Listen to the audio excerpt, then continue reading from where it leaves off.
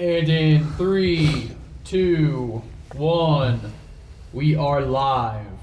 This is HCW HEAT, broadcasting on your street, presented by Off the Rope. There goes the neighborhood. We're back. It's been another week already. John Cena's final match has happened, and we already know he tapped out. How do we feel about that? We're going to get into that later in this episode. But for now, I'm Josh Cage. That's Rana. Behind the camera is Justin Potter. Boys, how y'all feeling this week? I feel good. I'm so. You feel good? I feel good. Right this second, you feel good? Oh no, I don't. Okay, so I'm dealing with a lot of stomach pain at the moment for y'all watching, but no, I feel good in the sense that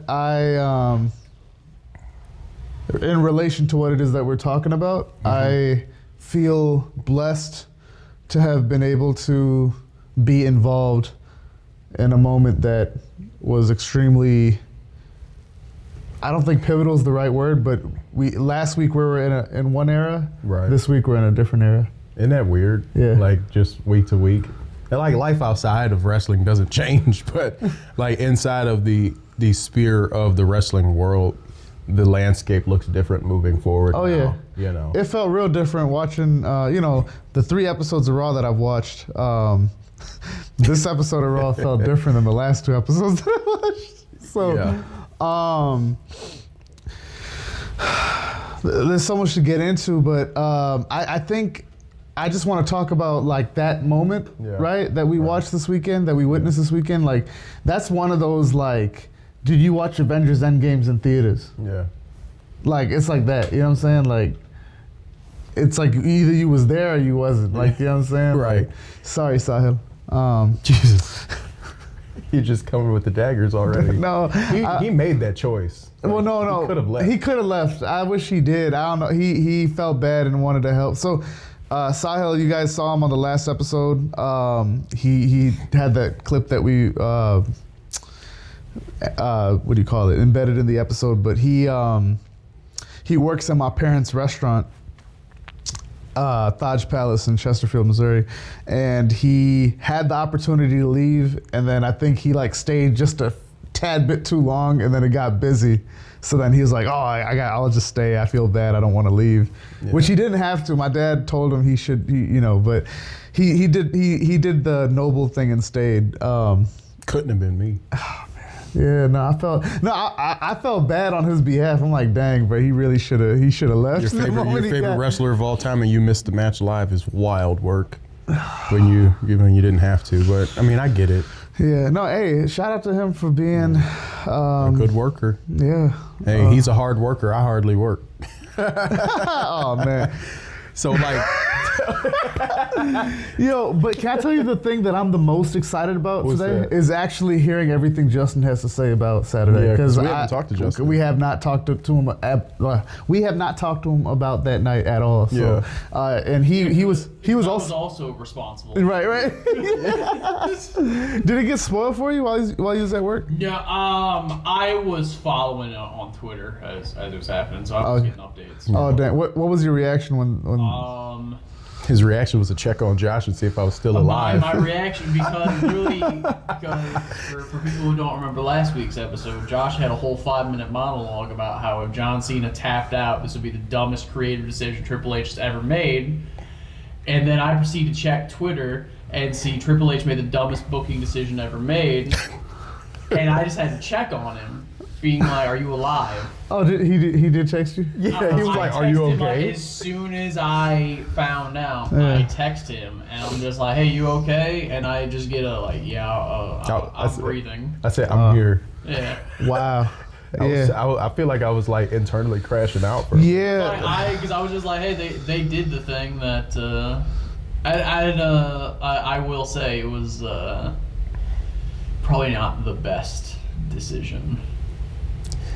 I mean, I think I want to talk about it. I want to get into that. Yeah, we're gonna get there. I think if any of you saw my YouTube short, that reaction that I had sitting in the living room was after getting pushed towards the camera for an hour. I really was just kind of just sitting there, just like fuming.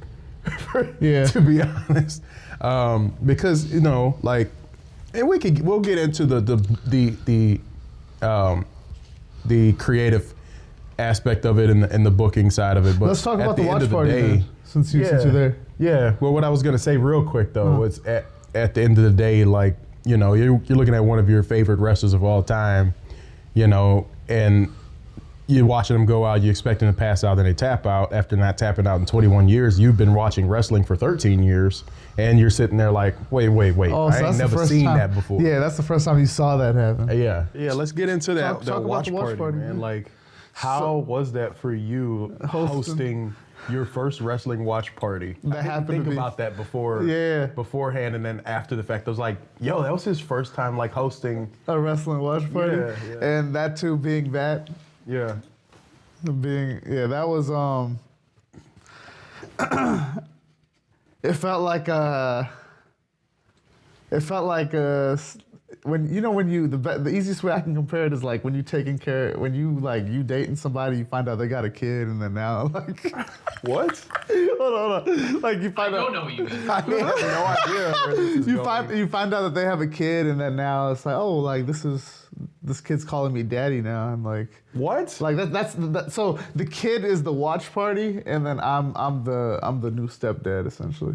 I'm so confused. I don't know. It's kind of like, you know, there's this thing, right? Wrestling that I just got here, right? Like that's the one thing I was saying, Justin. Like after the night ended, I'm looking at the TV. I see him, you know, tap out, and I'm like, dang, I just got here. Man. I was like, oh, nah, I just got here. So anyway, now like, I guess what I'm trying to say is like, oh man, I don't know how to articulate it better than that. It's just really felt like, you know, I just got here. I'm really trying to get into the mix of it all, right? I'm trying to learn everything I can. Oh, that's foreshadowing, right? Like, and I'm just, I so confused. No, check this out. I kind of was like, okay, yeah, I get in there. You lost. Is your stomach doing the talking right now? Yeah, I think a little bit. Dang, last week I was cold, and this week I'm doing. Jesus Christ, man. Neurovirus is going around. Is that what I hope not. But listen, next week we gonna hopefully everything gonna be all right. You know what I mean? So, Everything's gonna be all right today. We're just gonna roll with the comedy of whatever the heck you try to explain right now. yeah, no. So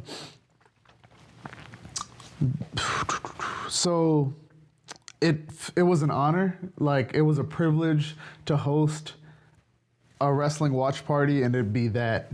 Right, like that was like wow, like the I felt the gravity, like I felt the weight of that. You know what I mean? Like I guess that's the best way to. What was it like? Describe it. Just with the boys. And the pizza.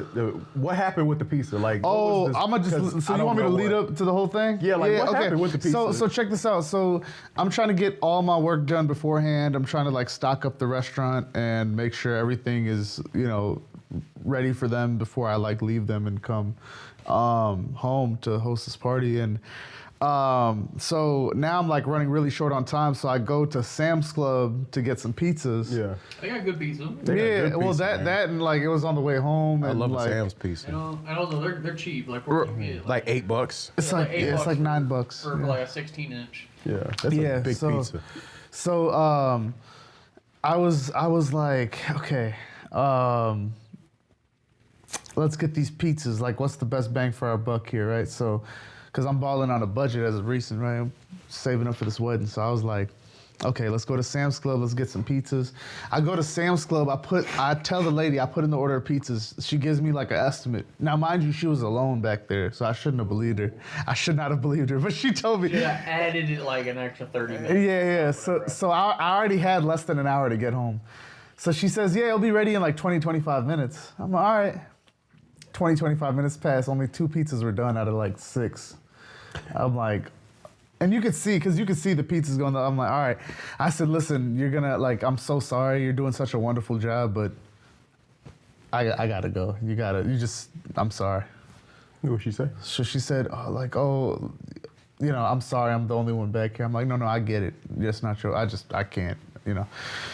So, and I get it because I've been there. Like you really hope in your heart of hearts you can get it done in that time, but you can't. So, anyway, so then I quickly make an order. Literally, as I see this happening, as I'm telling her like you gotta just do something about these pizzas, I placed an order on my phone for Papa John's, and it was cheaper at Papa John's. It was large pizzas, one topping for $8, so it was $1 cheaper. And that's why your gut's bubbling now. Maybe that might be why. That boy said. Yeah, right now if you see me like, Oh God! I'm rubbing my knees. That boy over there with the church pew knee rub. Hold on. All right, so basically, I go to Papa John's by the crib, the North St. Peter's Parkway joint. So You ain't gotta tell the world where the crib at. oh yeah, That's crazy. I'm sorry, dude. Okay, can you redact that, bro? I'm sorry. just bleep. Yeah, I mean, I think whatever. they're gonna track down where you live because you gave the address of a Papa John's. They could. I don't know. Whatever. I've seen stranger things happen. Season 5's out right now. All right. Anyway, so then I ain't even seen season 1, episode 1. Dang. Okay, that's sad. So Is it? have you watched that show? I've watched like the first 5 episodes. It's good. It's a good show. I own it on Blu-ray. Like it. The first 2-3 seasons. Anyway, so I pick up the Papa John's. No, I'm at Papa John's, bro. They don't have the pizzas ready. So now I gotta go home. Like they had like 5 out of 7 pizzas ready. I was like, oh my God. So I paid for it. I went home and then I asked my mom, well, like before I left there, I asked my mom, like, Mom, I'm so sorry. Like, I'm gonna come home. Can you please pick up these pizzas? Can you get my pizzas, please? For my friends or watching for the John Cena watch party? Yes, for a wrestling party. So I was like, she did it. She was like, oh yeah, no worries. So, I paid for it, told them, okay, my mom's gonna come pick it up. And I gave my mom the screenshot. I get home, she goes there, they're telling her, oh, like, nah, like, we already gave these pizzas or something like that. But they didn't, I don't know. They was just, I think they were tripping because they saw the payment or whatever. And they didn't like go to, anyway.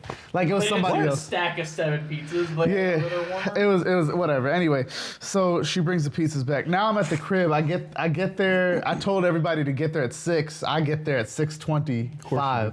Of course, That's about right. It's a great gap. The Indian. That's great why Gatsby. that's why I used to tell you an event started an hour or 2 before it actually started because we'd be right on time. Oh yeah. Yeah.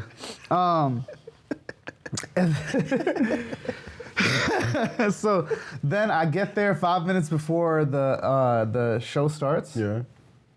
And what was it? Was it the pre-show that was from 6:30 to 7, or was it The pre-show is for like 2 hours leading up to 7. Yeah. Oh, So, really? yeah, Okay. they're just yapping. Yeah. So I'm there and I feel the weight instantly as the TV's on. I feel the weight and. Yeah, everybody was there. Most everybody was there, I think. Yeah. We had, aside from me and Josh, there was 7 other people. So that was pretty cool. We had Benjamin Mason, a.k.a. IP Mason. Got to lock up. I got to lock up for the first time in 6 years. That was nice. Do a little side headlock.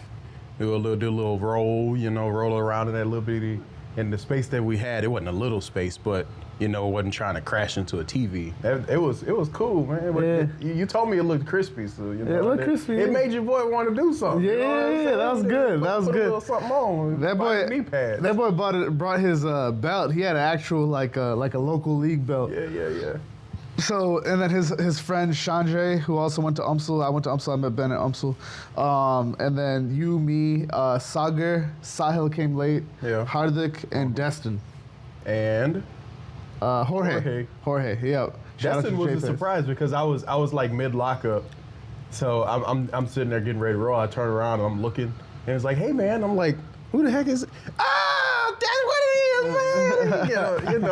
I was Yeah, happy, he was and happy. that was cool, man. Yeah. I didn't realize he was coming. Yeah. I didn't realize anybody but was coming besides the Swans. Right. And So, Hardik, so. shout out to Jorge. He makes really good VFX work for the restaurant, for the butter chicken spot. Anyway, TBCS. yeah, TBCS, Man. baby. Okay, so lesson learned for you.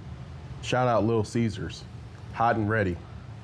Oh There's yeah. only one place that you should ever go in a situation where you're in a rush. They're really not ready anymore. They don't pre-make a lot of pizzas anymore. Little Caesars ain't hot and ready no more. No, because And it's not $5 no more either. Neither is a foot long, but Yeah, that's true. that's neither No, here nor they're there. trying to. All right, here's my brief rant on Little Caesars. Okay. You had it out with Little Caesars. No, I like this. No, so they used to be, it's hot and it's ready. Yeah. It was $5. Right? And you had like 3 options to choose from. Yeah. That was the whole point. Yeah.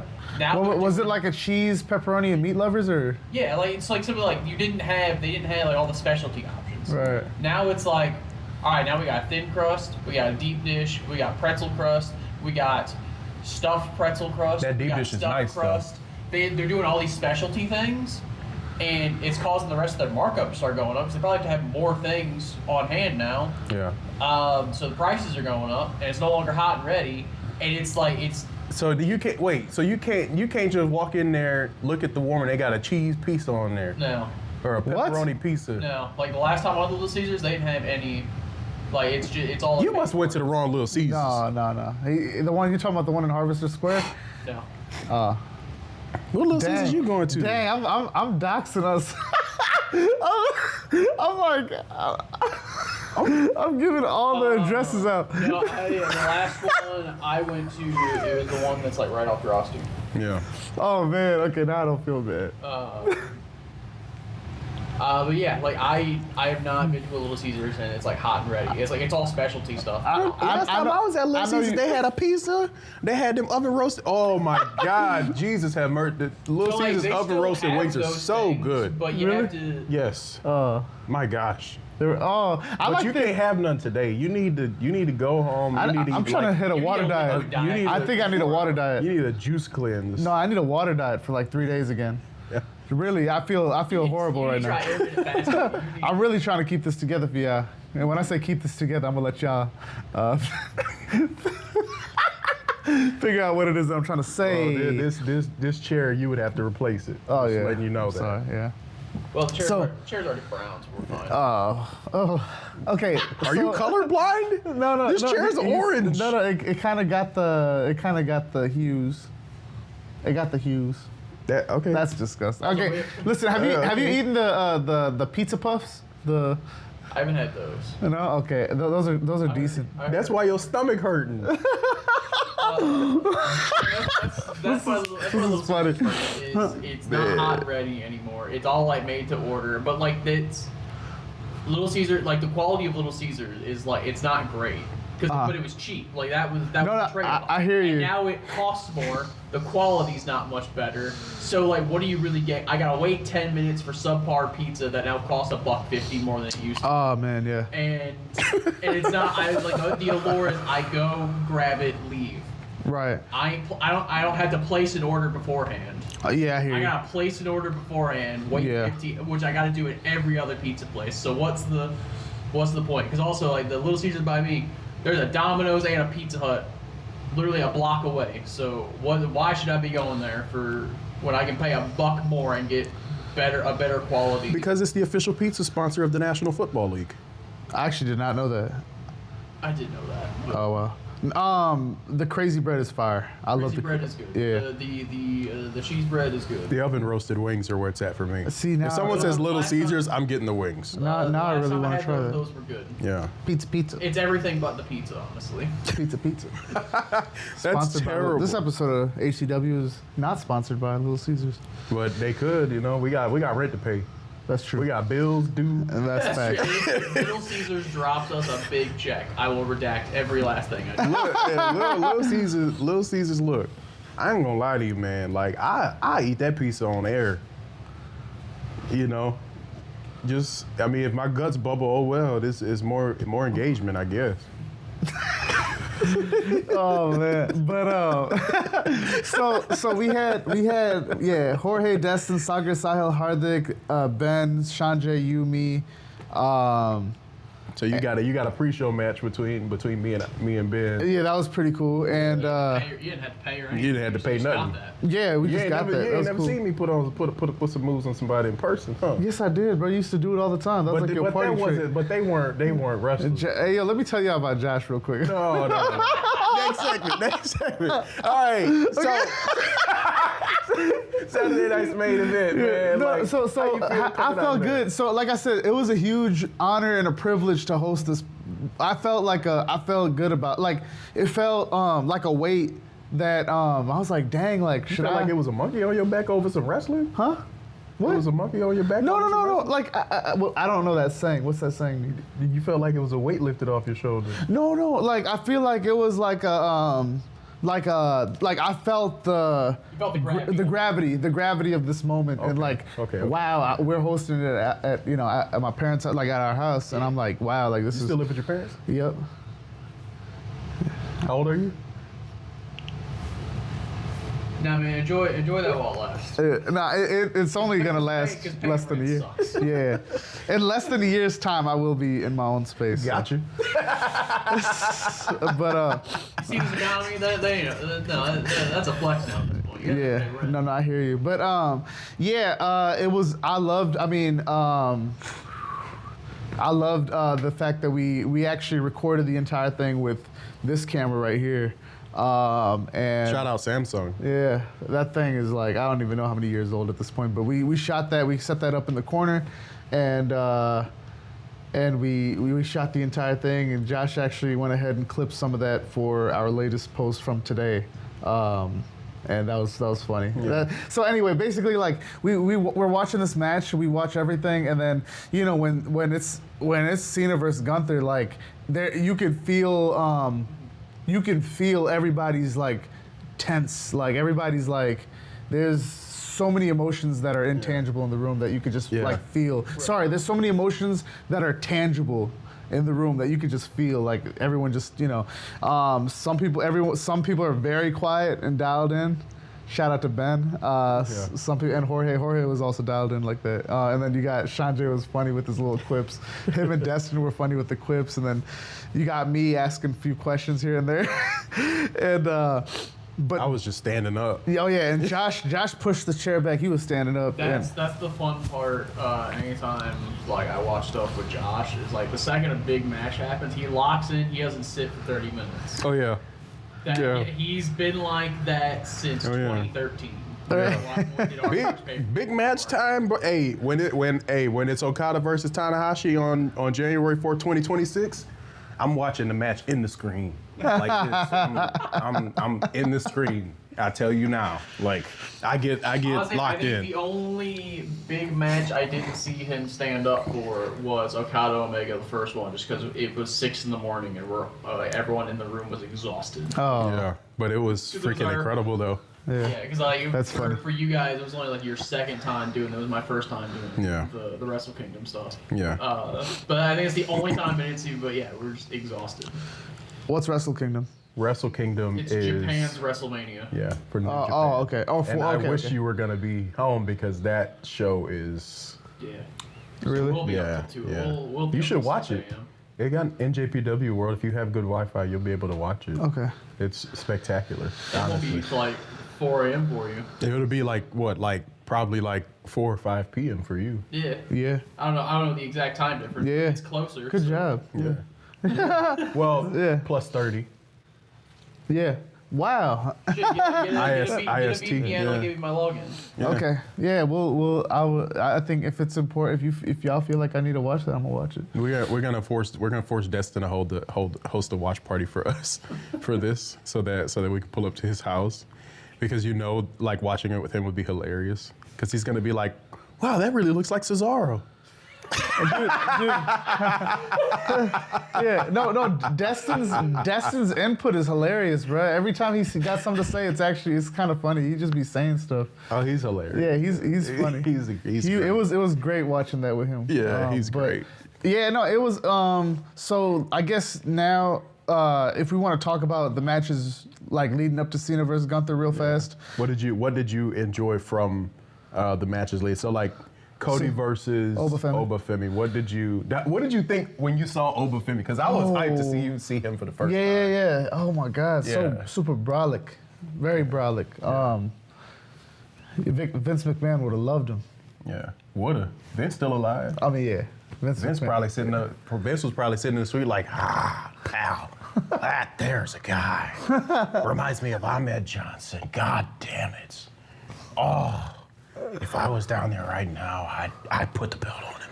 Apparently, he wasn't in the building. Really? There was I saw a report that Trump was invited to this SNME, and he wasn't there because he was at a football game or something like that. He was at the Army-Navy game. Yeah. So then apparently go look at him toss the coin for the coin toss. It's just, word. man, Okay.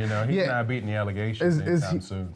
What's the Army Navy game? It's like they. The two colleges. Oh, okay. Army and Navy. And they play each other in a big football game in Philadelphia every year. It's a That's big cool. game. Army versus Navy. Like the branches? Yeah. People from the branch? Yeah, they have colleges. Oh, I didn't know. Army, Navy, Air Force. Right. National Guard, Marines. I don't think the Marines or the National Guard have a football team. Yeah.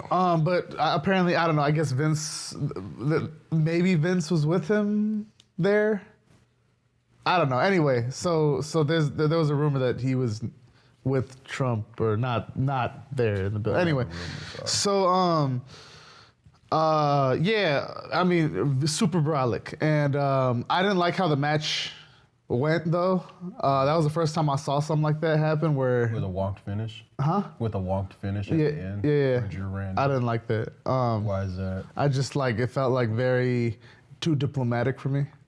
Diplomatic? How so? In the sense that we don't want to make a decision to ruffle any feathers, so we're just gonna go ahead and give everybody what they want, or let both of them. You usually do a finish like that when you got two guys where you don't want either one of them to lose. I hear you. Because Obafemi's from NXT, right? Right. He's Yeah. the NXT champion, but he's also. Wasn't every match aside from the last one had NXT peoples, right? It was exhibition, main roster versus NXT. So okay, I get it. I understand why they did it. I'm starting to. I don't want to say I'm getting jaded now. That'd be silly for me to say that. But learning. yeah, I'm learning things. So I'm once you or whoever was in the room or everyone collectively kind of explaining things to me, I'm like, okay, I see why they're doing that. I even see why Cena tapped out, and we can get to that later. Even though I'm still not happy with it. What was the next match after Obafemi? I didn't like that match. I'm gonna be honest. That was the worst match of the night. Really? I'm gonna just say that. I thought they was getting some solid stuff in. Oba looked really, really good. I liked Oba. He was at Friday Night SmackDown too, right? Yeah. My name is Oba Femi. Yeah. Yeah. That was enough for me. Yeah, just put him in the Royal Rumble at number one. For real. I mean, I'm just saying, maybe Braun Breaker could take some notes on how to cut a promo. You know what I mean? Braun Breaker could talk. Not as good as Obafemi showed me that. It's natural. Yeah. It's like sometimes you get a guy and it's just. Bro, Braun was stuttering, bruh, 2 weeks ago. When you learn more about the Steiners, you'll understand. Yeah. Their brains don't really work. You said the Steiners? Yeah. Who's that? Because Braun Breaker's he's Bronson the nephew- Rex Steiner, I think is his name. He's the nephew of Rick Steiner, right? Mm-hmm. But they're kind of known for just cutting ridiculous promos, Yeah. but they're just On the microphone, but they're the just brain's freaks not of there. nature with their physical ability. Oh man. Just straight Neanderthals, man.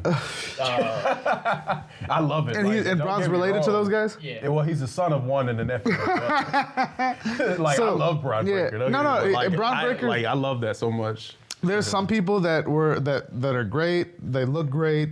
They perform great, and then I love Braun's physique. I think his shape. It's nuts. But I don't know, bro. When I watch that, again, I'm new to this, and if I'm able to see that, I don't know.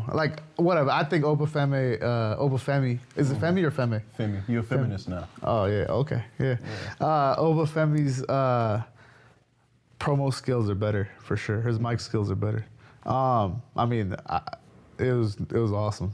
His whole shtick I am on the mountain that you cannot climb. no, everything. He says in the honor of hustle, loyalty, and respect. Your time is up and my time is now. Yeah. That was fire, dude. I felt that. That was. I felt that in my soul. That was good. Oh my god. Yeah, I'm doing my homework, y'all. Come on now. Yeah. I'm watching the B show. He's gonna be our resident B+ player. He doesn't know that yet. Yeah, see, you try to get references. I got you on that one. Yeah, you did. You'll get it. You'll get it. You will love it when you get it too. I know we're jumping around, but go ahead. Just every time he thinks he's one step ahead, we just rip Yeah, forward. I know. We're 7 steps ahead. So let's. I know it. I already know his favorite match was the next one, and that would be Bailey versus Sol Ruka. Yeah, and Sol Ruka's my top 5 favorite wrestlers now. Yeah. Of all time. Jesus. You heard it here first, folks. Sol Ruka. And for y'all wondering, I'm gonna just rattle it off real quick in no order. John Cena, Randy Orton, Jade Cargill. I'll say R-Truth. I know I said Undertaker the other night, but I'll say R-Truth. So it changes weekly. It changed. He has a fluid top 5. It's a fluid top 5. I'll say R-Truth though, because I've been I don't know. I like the Deadpool-esque personality. Okay. Because he be breaking the fourth wall sometimes, and I like that. And then Sol Ruka. So Is that a nice top 5? let's assign something for him. Next Tuesday, you're gonna watch NXT. Okay. Watch his entire top 5 change again. And I don't think there will be a single man on it after that. Oh God. So Oh yeah. Okay. So Bailey versus Sol Ruka. What did you like? Because I told you, I was like, you're gonna see. I knew the second he saw Sol Ruka, he was gonna be like, oh, this is one right here. She's so good. I mean, it's hard to. yeah, no, I like so instantly. I'm like, when I see her come in, I'm like, oh, there's like a surfer. She's doing like a surfer thing. You can see like her water's kind of like, what do you call it? Like salt water splashed or whatever. Like, and then she got the whole the entrance theme, the graphics, all that. I'm like, oh, and then like I'm looking at her look. I'm like, oh, this is like a surfer type of gal. And then y'all confirmed that for me. And then she's doing all the like, right, all that stuff. But no,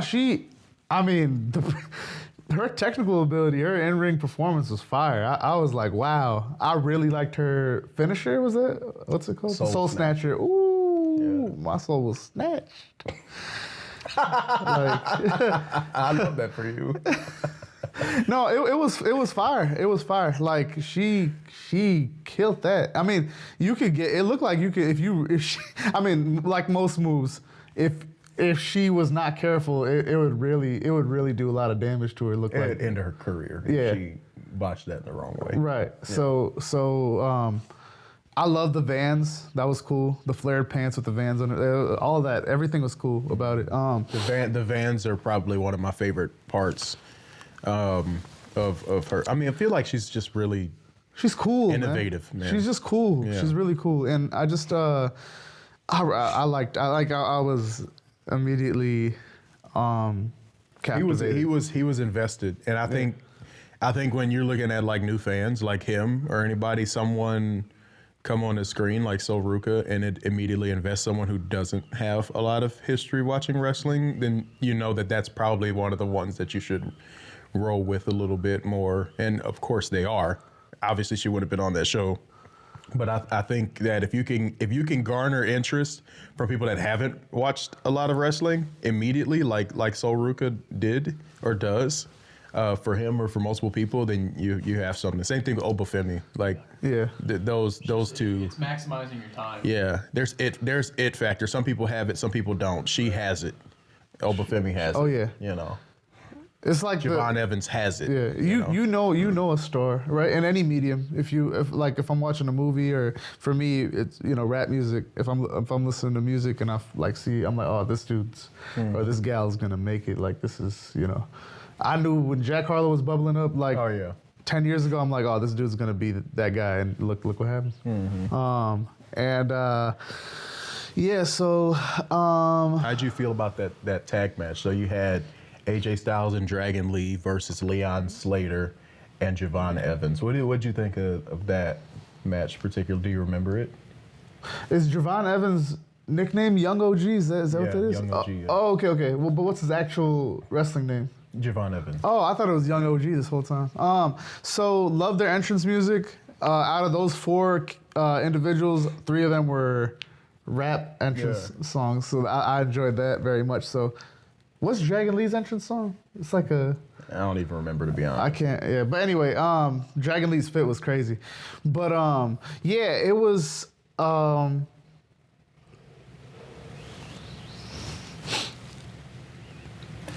liked it a lot. I think I really liked Javon Evans' high flying style. I love that. Boy, it's bouncy. Yeah, I was recognizing that, and I'm like, and then he told me like that's like he's known for that. But like, I really liked how he was performing in the ring. Like I think his performance was my favorite. So he was that's one of your guys probably. If you're just watching, you see him on a card, you're like, okay, yeah, for sure. I know something I can get into. Like he was the stand. So yeah, like he was a standout out of those four in that match. What impressed me about the match didn't have anything to do with all the flying around that was going on. I mean, it was only 6 minutes and some change, I believe. But what impressed me was that when AJ Styles slipped off the rope, Leon Slater at 21 years old, and granted, we know that it's been said that he was training to wrestle since he was 9, so like his brain was already there. But him immediately going to the cover as a recovery for that, when I think a lot of guys, like especially like younger, especially like 21 years old like him, they wouldn't exactly do that immediately or know what to do. I thought that was really, really impressive. Like that impressed me as someone who kind of understands that side of it a little bit. What do you mean by cover? What is it? So you remember with AJ Styles, he was going up to the top, or probably was going to hit the phenomenal forearm, but he went on there, he fell off of the rope, and he landed down, and Leon Slater was there. He was the one that was going to take the move, essentially. But instead of panicking or trying to figure out like what the heck to do or just going to hit another move, he just went for a pin. So he went and covered. And in a situation like that, it allows a brief moment of communication. So if you're there, you can get a quick reset. And they probably said something to each other also. Yeah, that's cool. Most absolutely. So it was just a very smart veteran move that I didn't expect, because I saw him fall. I was like, oh shoot, like, you know what I mean. And then the cover, I was like, beautiful. One of my favorite things to watch are like montages of wrestlers talking to each other in the ring. Yeah. I don't know why. You go watch a montage of John Cena just screaming moves. Bulldog! Why does he do that? Why shouldn't he? Yeah, I mean, when he was like, what was he protecting? Like no one's gonna notice. At least like in the live crowd, no one's really gonna care. I think he thinks it's all covered because of the crowd. Yeah. But Mike's picked up everything. WWE's really good at miking their ring. He did not care. So yeah, no, he was talking a lot in that last match, and we're gonna get to that. But Justin, I want you to now tell us everything it is that you like. Just tell us everything you feel about that match, because you were not there, and you're the one that I'm the most curious about. So here's the thing. I haven't watched the full match. I've only seen clips of it. Oh, okay. So non-committal. Yeah. No. Listen. But from everything it's not AEW, so. I didn't really watch that either. Oh, really? Okay. Everything I've seen, the match was fine. The match was pretty solid in my book. So for starters, I'm gonna just here. Go ahead. No, I'm sorry. Go ahead. You asked him for a full synopsis, and then you're immediately gonna interject. My whole thing is on the finish, and I don't think it was a particularly good call. Just Cena absolutely should have lost, 100%. The visual of him smiling while giving the weakest tap out I've ever seen a wrestler give, and then the match just immediately ending, that deflated everything for me.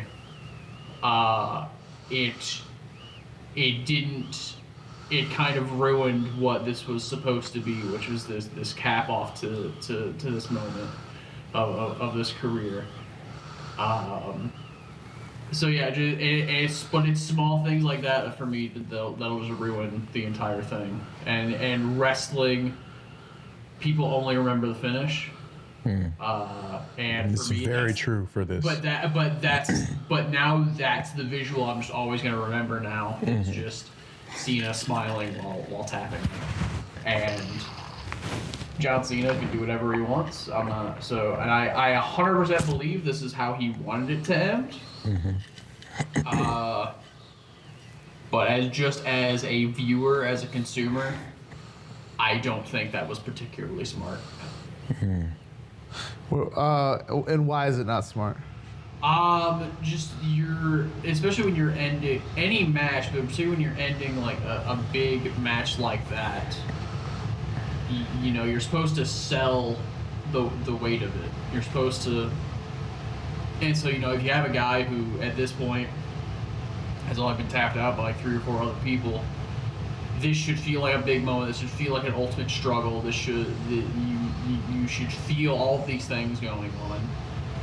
But the notion of him just, instead of like selling this idea of like just trying everything to hold on, but can't anymore, the notion of just like smiling and giving a weak tap out, it's the exact opposite of what the moment should be.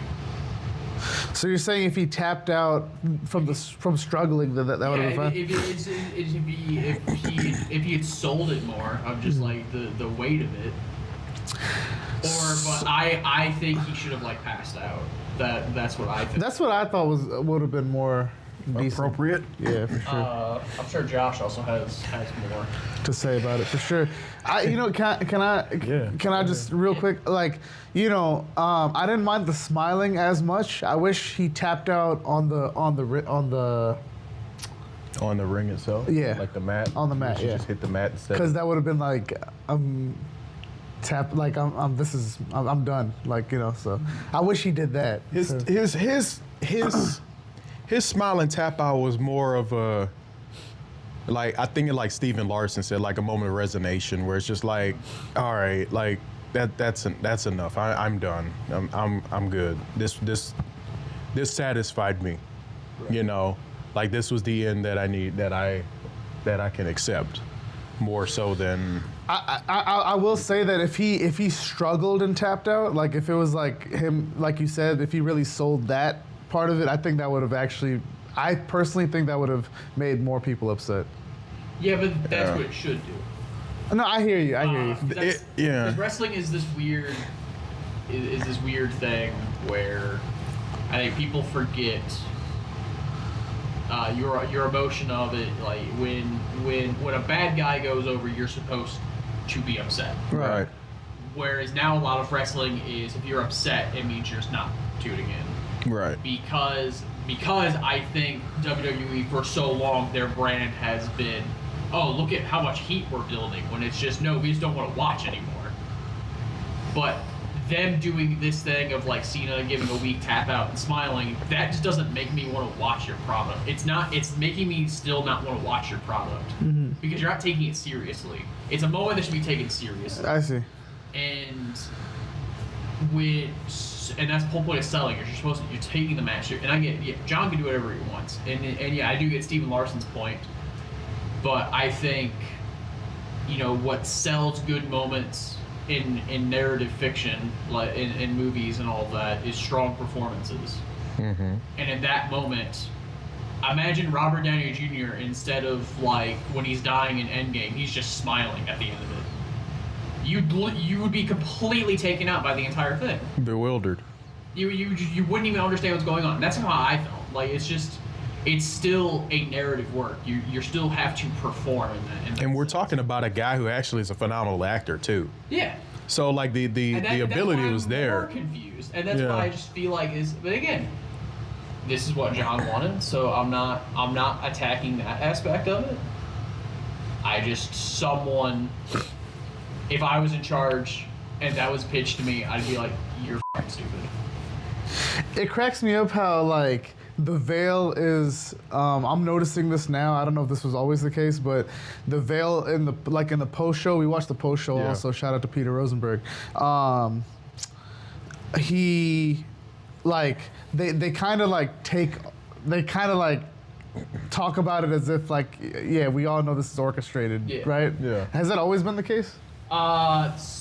WWE has always like ebbed and flowed of like when we're going to take kayfabe seriously or not. Okay, because he was like, if y'all remember, Rosenberg was like, well, I mean, you didn't see this, but Josh, if you remember, Rosenberg was talking about some like, you don't think if John Cena wanted to not do that, he wouldn't have? Like he kept saying that, like, you know, he was like, of course this happened the way it did because he wanted that or whatever. I think that, which I agree. So I think even if it wasn't his decision, Yeah. I think that he 100% agreed with it. Yeah. Because if he did not want to agree with it, or if he contested to it, then it could have went any other which way. I find it, like you said, there's ebbs and flows to kind of when they decide they want to protect When they were doing kayfabe or the being pressers, kayfabe. Yeah. like they were kind of still like treating it as a Yeah. kayfabe, like people react. Yeah. They're not reacting to the booking of the match. They're reacting to the story of the match. But those have never worked for me because it's just this weird. Because you have like legitimate press Yeah. at your events that are supposed to they're basically supposed to ask fake questions instead of real questions because the real questions aren't going to be answered. So it's just this weird no man's land of like what's what. Yeah. That's why I kind of prefer WWE not doing the pressers anymore and instead just doing these post-show recaps or whatever. But it's still weird to me. If it was, It's weird to you that they kind of unveiled I the. would just not talk about it. just not leave that for us. Well, like I don't know.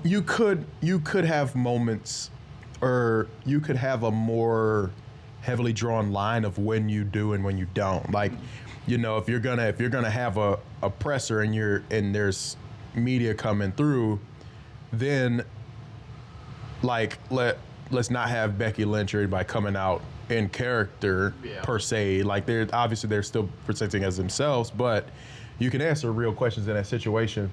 But then you have like these pre-show and post-show things. Well, if we're in a pre-show and post-show, well, let's not talk about it as if, like what Peter Rosenberg was saying, let's not do the whole, well, you don't think he would have done this if he didn't want to? Let's save that for more of an analysis type of thing where we can drop that veil. Let's separate. You're saying like a those separate show, things. like a separate. Right. Make it a little bit 5 easier. minutes after. Once the pre-show starts, we are in the world of professional wrestling 100%. There will be no non-kayfabe questions answered. What's There will be kayfabe? no protected or fake.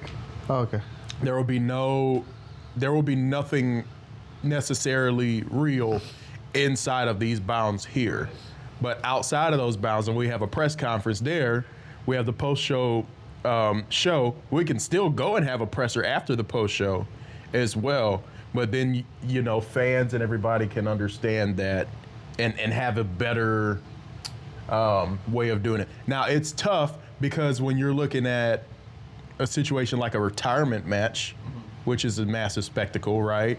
And it's like, well, you know, this guy's had all these rivals, and then these rivals are sitting ringside, you know, because that's their friend, and they want to watch him retire up close, you know, or, you know, you got Punk and Bailey over by the production team, you know, watching from the floor as well. Just people are scattered all over the arena just to get a visual. Yeah. It's tough to protect that in that aspect, but I think there are situations like John Cena's retirement, like an AJ when AJ Styles goes, when Brock goes. There are situations where I think everybody can generally accept like the reality, Right. you know, out that is within the world of wrestling, but also, you know, outside of the bounds of kayfabe itself, which is dead. So. I loved how they WWE on their socials they posted, or I think like other wrestling like WWE personnel, they posted like clips around the arena of people reacting. So they had like a footage of CM Punk and Bailey reacting to the tap out. Bailey looks confused. Bailey was like, I'm sure very little people knew what Yeah. the finish was going to be. I mean, probably nobody outside of people in. Probably outside like 5 people. I mean, we all knew that John Cena was losing. Yeah, but also we knew that part was going to happen. So Rana, just how he lost was the part that, like I said, and everybody wants to act smart Right. Like someone is the person that says, well, this is the right decision and this and this is why, and there's the beauty of the aspect of that. That's fine. Everybody wants to act smart. Go ahead and act smart. Act like you weren't in your feelings. Act like you weren't in you didn't have emotions. Like the short that I posted, or the clip that we ended up posting of how I felt.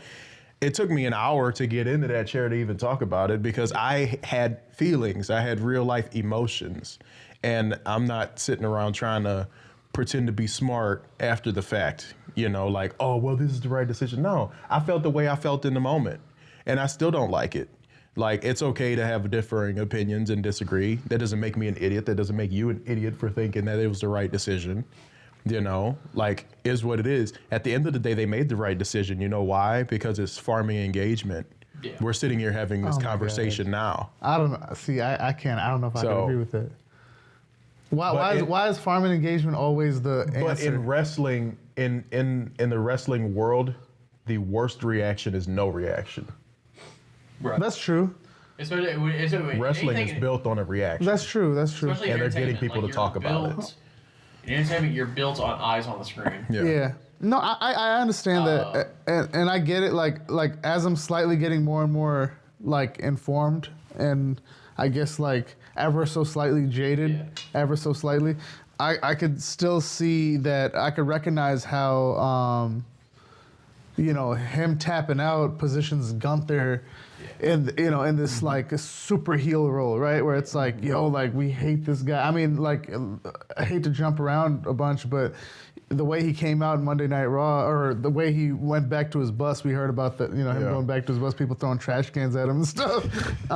Like that's that segment with him and AJ Styles where he gets in the car. Says, "Is there anything you want to tell me?" And AJ's just like, in your car. And then he's just like rolls the window down and he's like, by the way. And just the smile on his face. Like, that was freaking dope. No, I loved what everything he laid on the microphone when he came in, when he was in the ring, and when he stood on the announcer's table and stuff like that. I don't know. I ate it all up. I thought it was, but I get that what happened Saturday night had to happen for him to be positioned in that way. So I'm understanding these things now, right? I get it. Like you said, maybe they could have done things a little differently. Again, my only gripe was, if I get the symbolism or the kind of the meaning behind him tapping out, I wish it was on the ring. As you know, that's a very interesting like tidbit of a wish. I haven't heard anybody say, "Well, I wish he tapped out on the ring instead."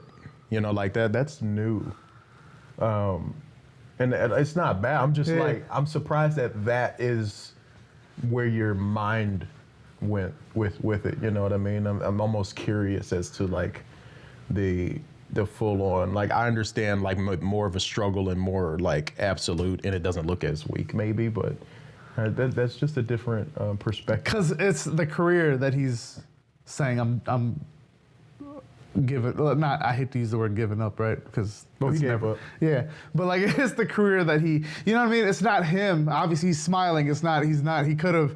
He was about. It looked like he was about to go Super Cena on him when he put his hand up. You know what I mean? When like he hit the hustle lords for respect. Dude, that what he so did, good, bro. We popped off, man. Oh my god, Justin. I went like. Yeah, where ref was about to drop that arm again, and the ref let go, and he was like, oh.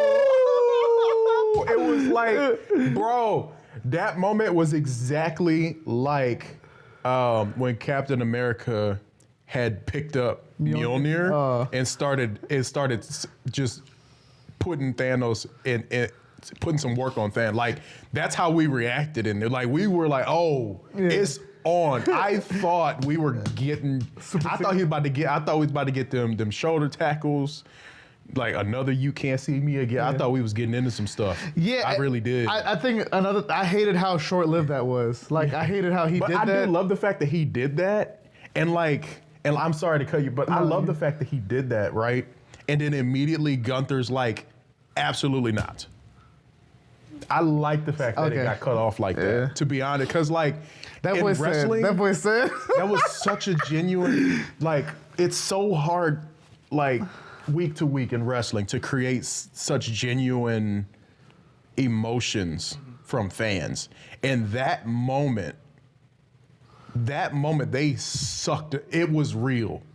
Like at that very moment, there is no, oh, this is make believe. We're suspending our disbelief. In that moment, we believed wholeheartedly that John Cena was about to put some work on Gunther, and for us to get that moment, it was such a well done moment in my opinion. Because for that to be the case, right? For us to get that moment of hope, which is if you're formulating a match, like wrestlers would call it a hope spot. Actually, that's what it's called. Okay. But that hope spot didn't go past there. A hope spot, a wrestler or babyface starts to make his comeback. It gives you hope, and then he gets cut back down. Yeah. So that hope spot only being a literal glimmer in that moment was so beautiful to me. It was so well executed. Yeah. And it made, in my opinion, that made Gunther look even better for immediately being able to That boy kept take away.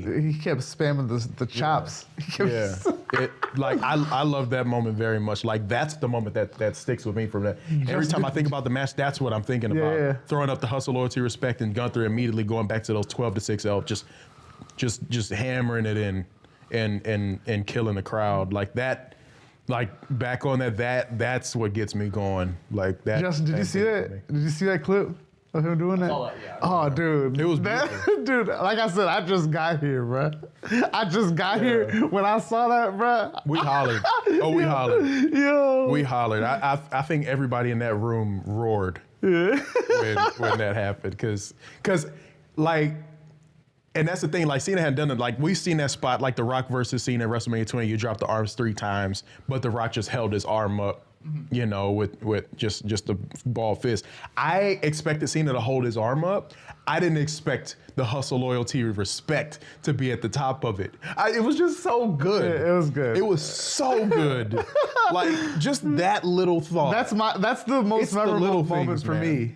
Over the Yeah. tap out, actually. It's That the is little most- things like it was in that moment. Like it's hard to replicate. Like when we watched Avengers Endgame, or when we watched Toby come through the portal. Dude, we live for Spider-Man, moments like you that, know, man. like those moments. They make us feel alive. You can't recreate the, like we can go back and watch it and remember how it felt when that happened. Right. You know, we know the hero lost, but like it's okay.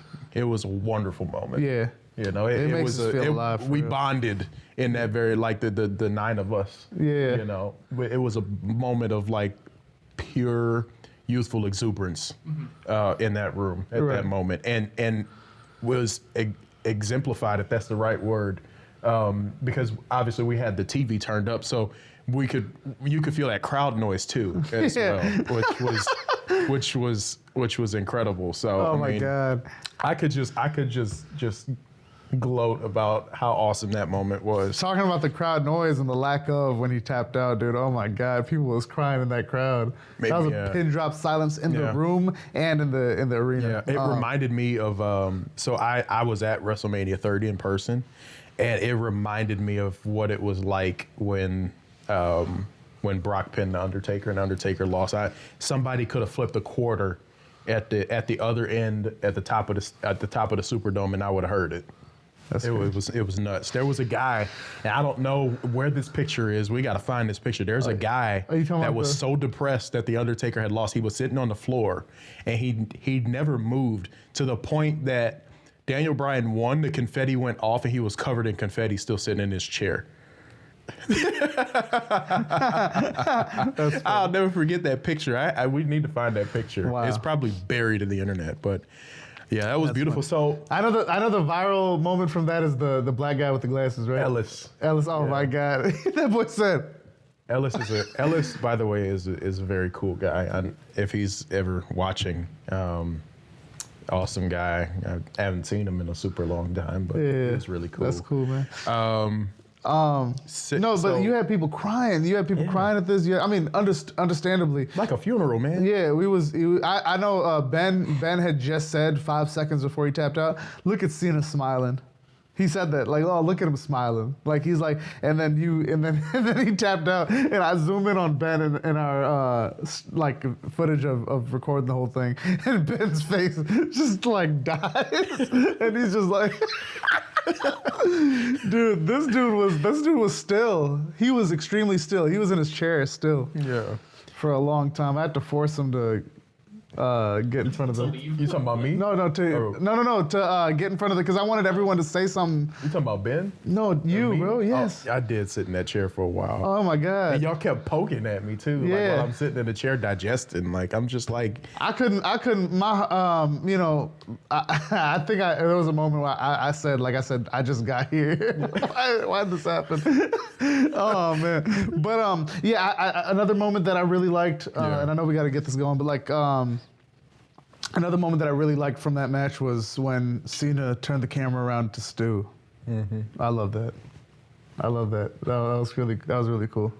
But yeah, that was that was a pretty crazy pop off, right? When he came out, when Cena came out, like that was pretty loud. The crowd was ready. Like what I love the most is the fact that you're leading in and they let it build, right?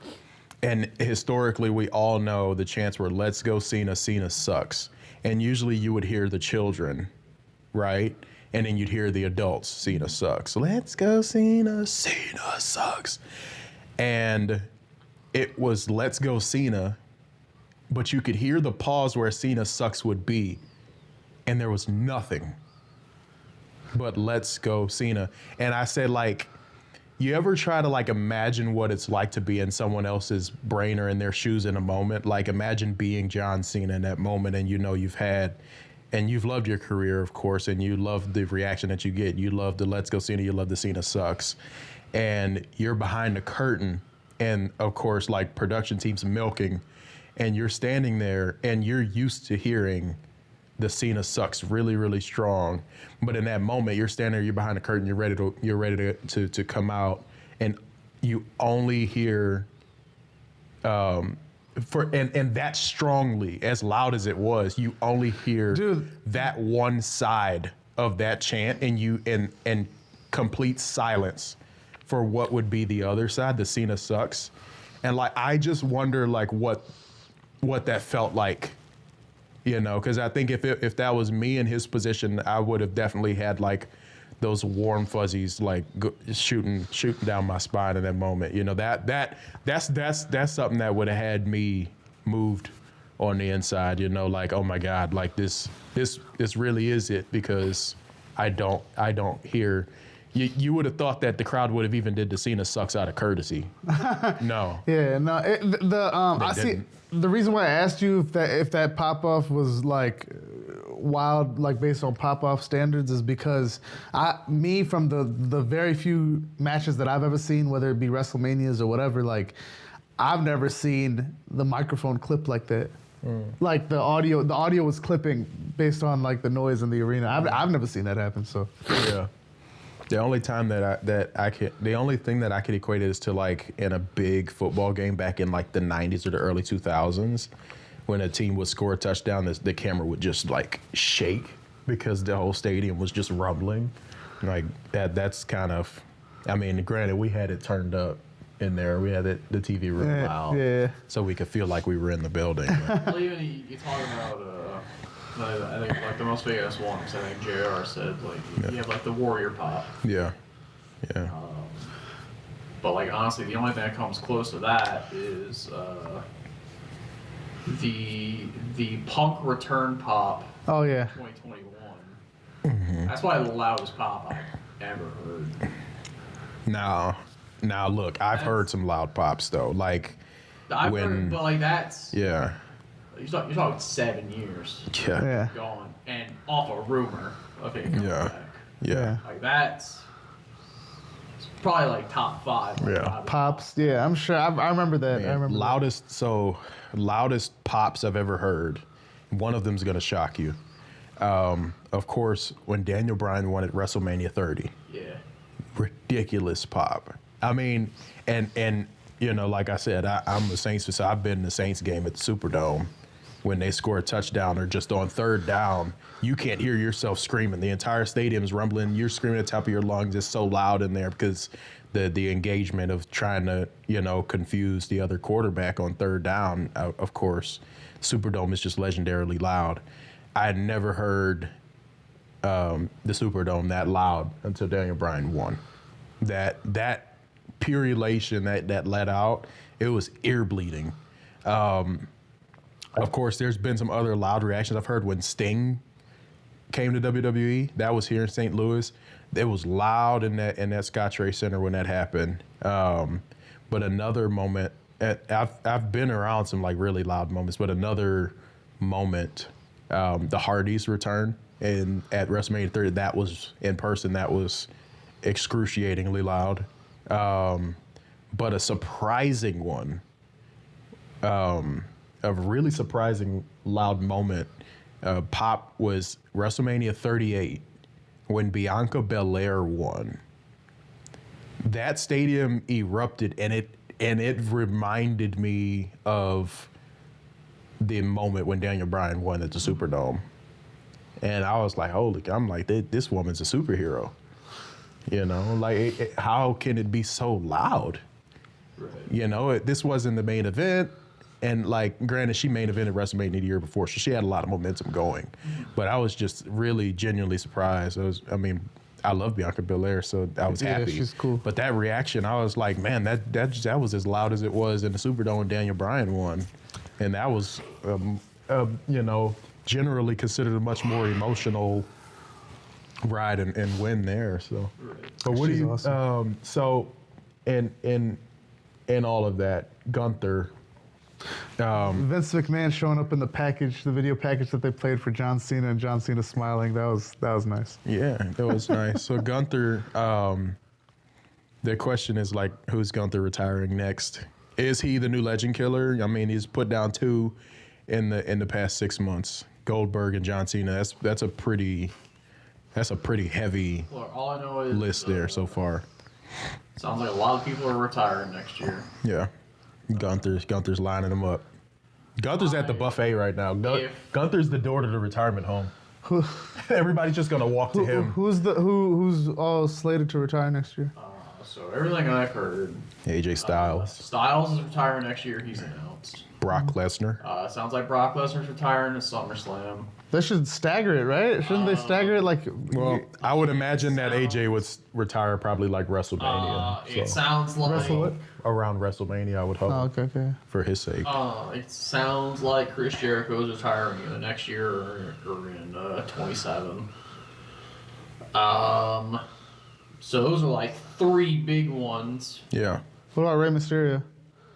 I think I would say that Dominic will retire Rey. Yeah. Oh no. That would be a mask. No. That situation would be mask versus hair. Yeah. Or just career versus. That should be. I think that's what Rey wants.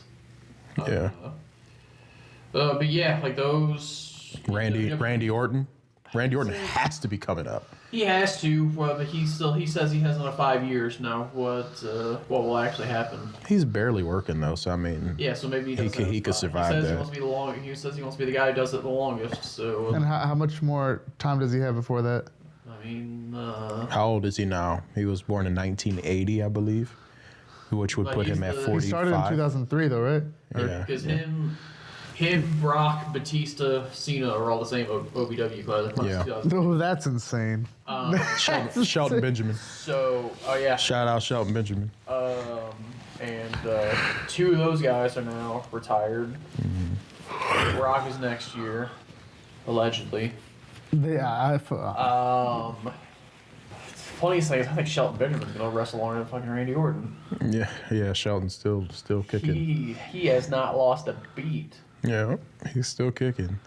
But yeah, so I would think that the order for Gunther moving forward would be AJ Styles. He's gonna retire. Brock Lesnar. Yeah, I would think that's why AJ Styles was standing there. That's pretty set up. That's the whole and that's why I said people. What would be more interesting to me instead of Gunther targeting the people, would be more so the setup they did with AJ Styles, where he was outside waiting for it. I would actually like it to be a situation where, you know, Gunther retires someone and someone else is ready to retire, and they know that he will give them the best match that anyone else will give them, so they go to him. And they say, "You come to me on the day of this wedding." It could be it's the baby face of just like, Yeah. It's I'm like, gonna show I still have it. I'm gonna be the one to take you out. yeah. And they just you just gradually it's just.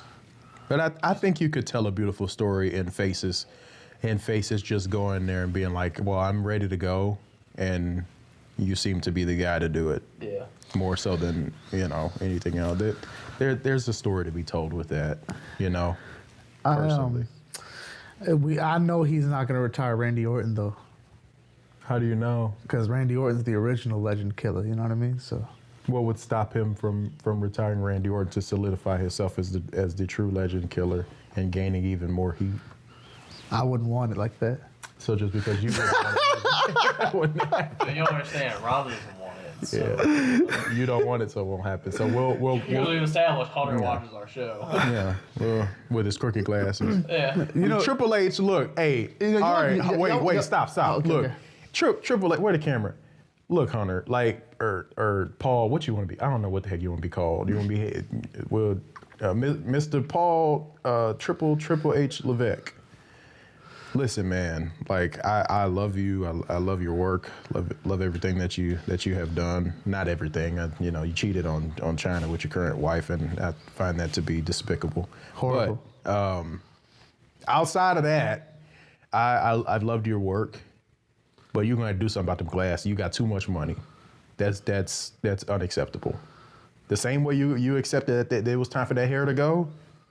We not getting bifocals from Walgreens no more. Okay? We don't need $5 glasses. Go to the eye doctor. Go to Clarkson Eye Care. If they don't have one over in Connecticut, come to St. Louis. I will take you to the best Clarkson Eye Care that we have. We'll take you to Urkers. Urkers, that's what I'm wearing right now. That's that St. Louis brand.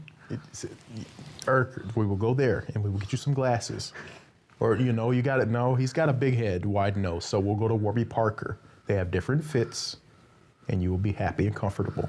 But you have to get rid of those crooked glasses, please. And make sure you get an eyeglass cleaning kit before you go on camera next time. Thank you. Well, on that note, do you have any questions for me? The floor is open. Do you have any questions you want to ask? How do you think Triple H handled the post show? That's why your question is okay. You're funny. Go watch the I Cover Direct podcast for my answer to that question. My half an hour long rant about being disingenuous towards the people that pay your bills. That boy said, I'm disappointed. I thought y'all would be louder. I thought y'all would be more angry or whatever. As they're actively like chanting the name of the competitor at him. Mm-hmm.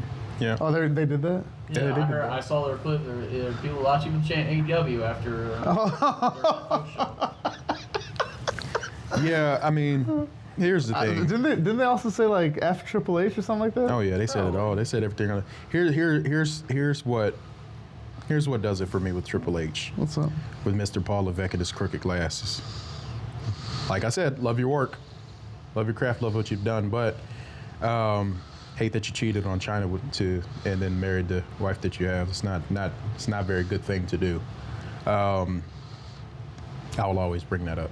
Anyways, morals are a thing to me. I'm not a fan of people that try to discredit others as if they don't know what they're talking about or they're stupid just because they have a different opinion or just because they have an emotional reaction based off of anything.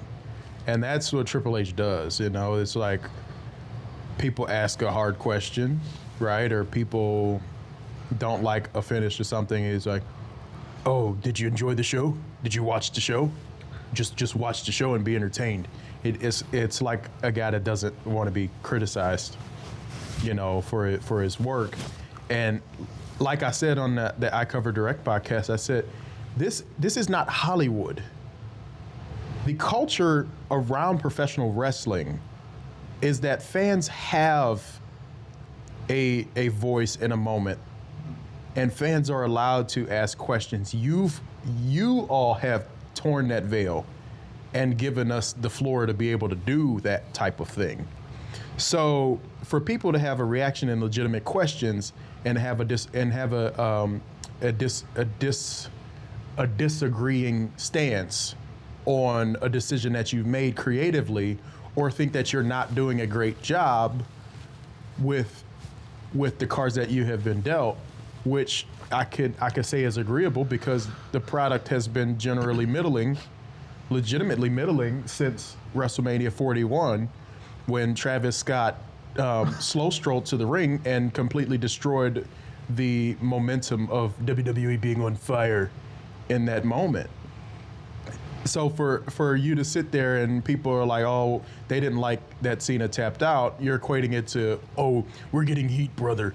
It's like, yeah, but at the end of the day, like, what kind of heat is you getting? Because the question is, are they upset for justifiable reasons, which would be a character, which is Gunther, a character beating another character, which is John Cena, who's the hero, and are they just upset about that, or are they upset about the fact that John Cena tapped out the way that he did? That's where you start to have to ask the question, are you getting heat, or did it not make sense given that you developed a character to be a superhero to literal children and Make-A-Wish kids, right? You developed a character that is akin to a Superman or a Tony Stark or a Captain America may be a better idea. What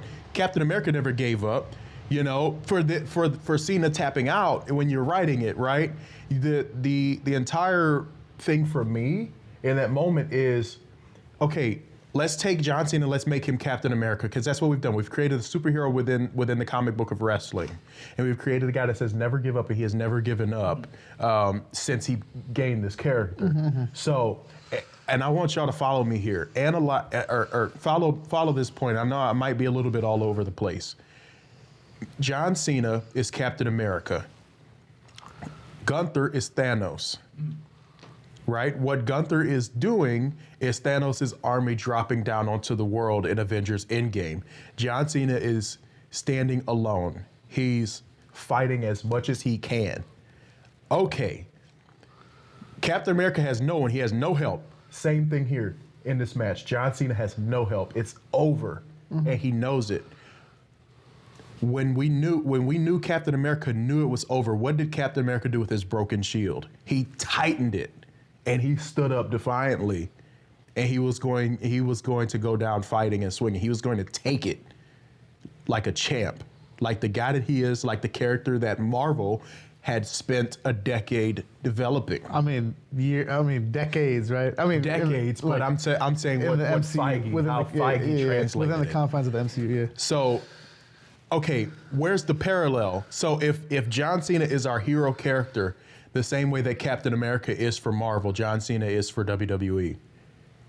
When Captain America got up and he tightened his shield, he didn't know that help was coming. He didn't know that anyone was going to be there for him. He knew that he was going to die, but he was going to go out on his shield. Whereas Captain America tightened his shield and he got up and he was broken and battered. John Cena, broken and battered, smiled and gave the softest tap out. Mm-hmm. A little pat on a baby's back to get him to burp. That is where you come back and say, no, you're not getting heat. You messed up. You didn't think, you didn't completely analyze it. And if you said, well, John wanted to tap, that's what John proposed. John Cena hasn't always had the greatest ideas for wrestling himself either. is there no one in the room that is a smart enough writer or smart enough creatively to look at parallels of character work or character development to a point and say, hey, maybe instead of tapping out, we should just have you pass out. Maybe you could even bite a fake blood capsule and bleed out. So not only that, any good creative, if someone proposes an idea, you should be able to make that work. Mm-hmm. You just have to think about it. I've been a writer for 10 years, and you know everything is bound by what you're wanting. Mm-hmm. But also, not only I think the systemic problem of Hunter's booking is I think the IWC gassed him up way too early when he took over. They're like, look at how great this is. The product's so much better. And it really wasn't. And this is all I've been watching. Like, I've watched the worst of WWE. Like, it was at its absolute worst when I was getting into it. The product did not change. Hunter's booking is not that different from Vince McMahon's. It's just not. I've been watching this for years. But everyone tricked themselves and gaslit themselves and be like, no, this is better. So then he hears that. And he's just like, look at how awesome I am. And they're making money because they're charging out of the ass for tickets. They start making money regardless because they're selling to so many people. Because all the stockholders see are just numbers going up. Yeah. So they're going to naturally keep... And ticket prices are high and people are buying them because they're excited. But, so the numbers going up is not dependent on what he's doing.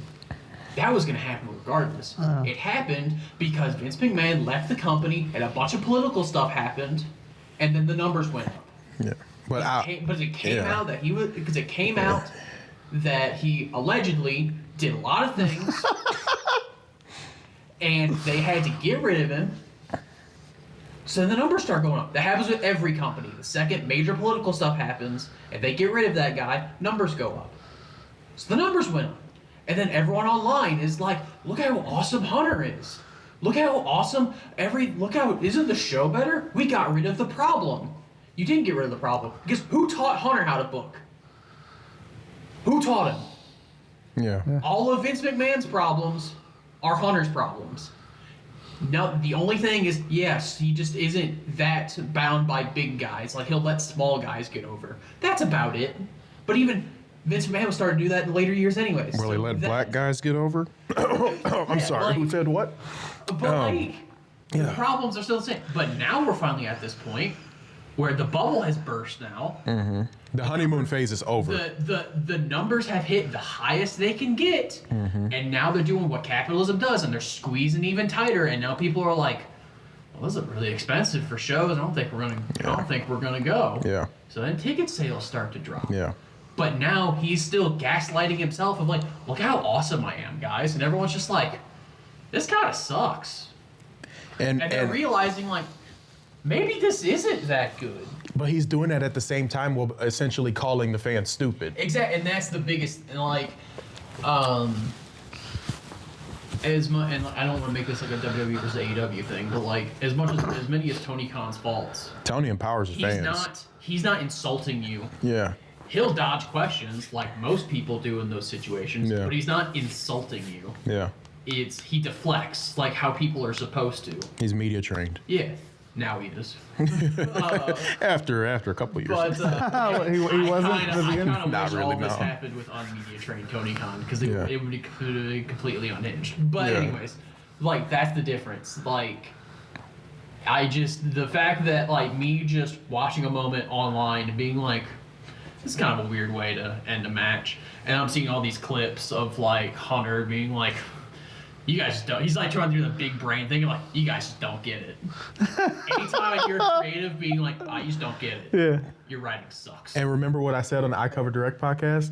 What did I say? I said, that never ends well. Have you played that attitude never ends well. I said, I don't know how long it takes. But you mark my words, stamp this date. It might take 20, 25 years. But what he just said, that never ends well. Well, everybody. One of my favorite moments, real quick, I just want to say this. Man, I'm so sorry. I got to say this. One of my favorite. Like an hour over. I hear you. I'm so sorry. One of my favorite moments. Hey, listen, we having fun. We're being engaging. We are having fun, but Right. like, God, What he dude. doesn't know Is I that am the god Justin? of the episode. Yeah, that's true. Whatever he he can says. slice this. He can slice this. I'm just gonna say this.